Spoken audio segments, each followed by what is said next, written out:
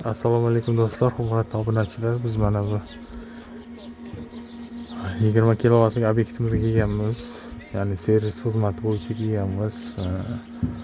Ozgina muammolar bo'lgan ekan. Ya'ni bu muammo biz tomonidan emas, bu davlat tarmoqlaridan bitta fazada tok tushib ketish hisobiga invertor o'chib qolyapti. Ya'ni o'chib qolmagan, zashtaga tushib qolgan ekan. Hozir kelib tekshirib ko'ryapmiz. Invertorda hech qanaqa muammolar yo'q. Yani invertor normal ishlab turibdi. O'zi напряжение joyida.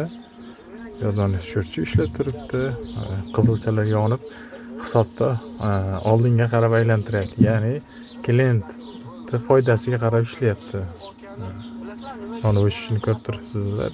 Ya'ni hisoblayapti invertordan chiqqan tokni. Bu yoqda mana shitimiz har doimgidek. DC avtomatlar, AC avtomatlar normal ishlab turibdi hozir. Har doimgidek bitta printer, zip, DC avtomat. Mana sho'rchigimiz hozir ko'rsataman. Qancha ishlaganini. Sho'rchikda 27-bo'limida ko'rsatilgan.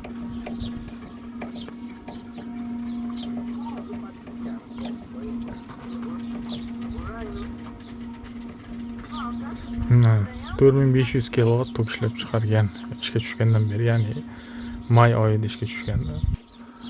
Xudo xolasa klientimiz iyul 25-ida pullarni yechib oladi. Bizga murojaat qiling va kommentlar bosib ko'rsangiz qoldi.